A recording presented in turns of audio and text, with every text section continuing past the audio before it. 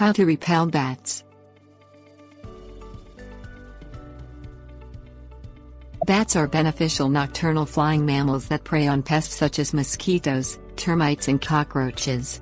However, in certain situations bats can pose a health hazard to humans, as carriers of transferable diseases such as rabies, parasitic infections and histoplasmosis, a respiratory fungal infection caused by the accumulation of bat droppings. It is illegal to trap, relocate or exterminate bats in the U.S., and most repellents such as naphthalene balls and ultrasonic devices are ineffective and illegal.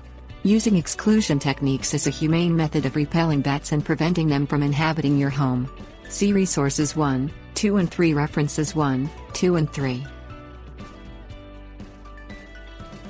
Things you'll need.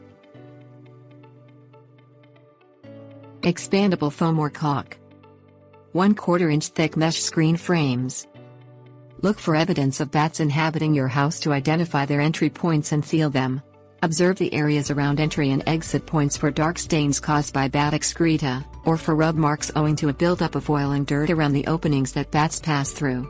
Since bats are nocturnal, you should keep a watch for them as they move out in the evenings, from their hiding place in your house, in search of food. See references 2 and 3. Check your house for visible signs of cracks and gaps, small and large, through which bats can enter. Close these gaps with sealants such as expandable foam or caulk, to prevent the entry of bats through them. Bats can enter houses through gaps that are as small as a tiny coin. Ensure that there are no bats inhabiting the structure before you seal the gaps. See references 2 and 3.